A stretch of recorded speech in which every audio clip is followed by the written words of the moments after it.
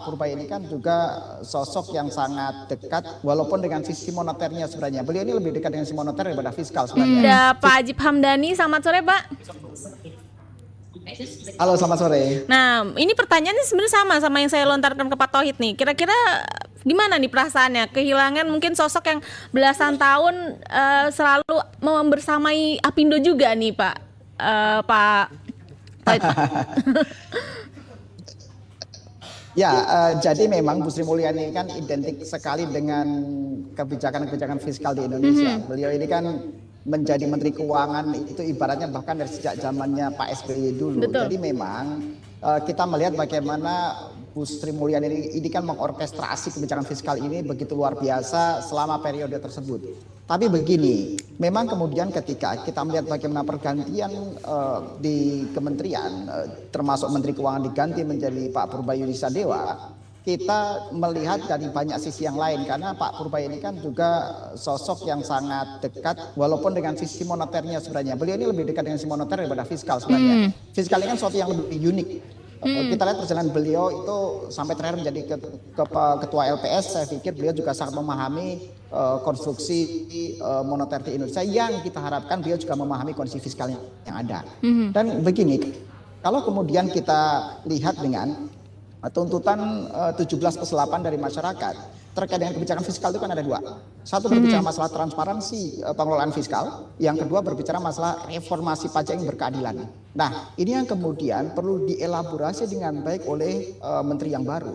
Karena Pak Purbaya ketika menduduki kursi menteri, kursi panas ibaratnya, karena sekali lagi Kementerian Keuangan kan kementerian yang sangat seksi. Bagaimana mengorkestrasi 3.600 triliun setiap tahun dengan target pajak bahkan tahun ini 2.189 triliun, sehingga PR-nya banyak sekali. Dunia usaha mencatat itu ada 4 PR terutama di Kementerian Keuangan. Pertama berbicara masalah ekonomi yang melandai, kedua masalah berbicara grey ekonomi. Kenapa ekonomi melandai jadi PR?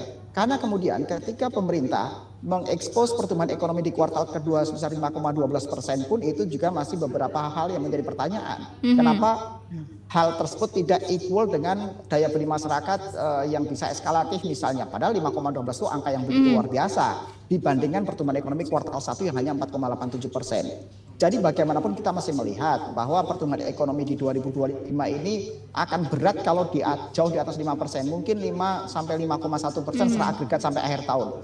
Dan kalau kita lihat pertumbuhan ekonomi itu kan salah satu yang bisa mendorong penerimaan pajak dengan baik terutama di sektor PPN-nya. Karena sekali lagi lebih dari 57% pertumbuhan ekonomi kita ditopang oleh konsumsi rumah tangga. Artinya itu akan sangat ikut langsung dengan pertumbuhan penerimaan pajak. Apa hubungannya dengan ekonomi yang melandai dengan penerimaan pajak? Adalah begini, penerimaan pajak kita sampai akhir tahun 2025 ini perkiraan kita akan potensi shortfall di angka 120 triliun. Ini yang menjadi PR menteri yang baru. Bagaimana mungkin dengan target lebih dari 2.100 triliun tapi pertumbuhan ekonomi yang melandai, dan modal awal penerimaan pajak tahun lalu juga udah shortfall sebesar 50 triliun. Kira-kira begitu. Jadi ekonomi yang melandai jadi PR menteri yang baru. Kemudian yang kedua berbicara masalah grey ekonomi, karena Pak Prabowo selalu menyampaikan bahwa 20-30% keuangan kita itu masih grey ekonomi. Otomatis berbicara grey ekonomi berbicara adalah aspek yang tidak mungkin dipajaki oleh Menteri Keuangan. Kemudian ketiga berbicara masalah bagaimana target belanja kita tahun ini yang begitu menggerus keuangan APBN kita, dan yang terakhir adalah berbicara masalah teknis lah. Sistem Kortex kita ini kan belum beres. Di launching tanggal 1 Januari tapi sampai sekarang belum beres. Kira-kira begitu ya. Oke. Ini beberapa PR dunia usaha, tapi sekali lagi dunia usaha selalu membangun narasi dengan sebuah optimisme. Kalau kita nggak optimis nggak mungkin kita berbisnis di Indonesia, kan kira-kira begitu.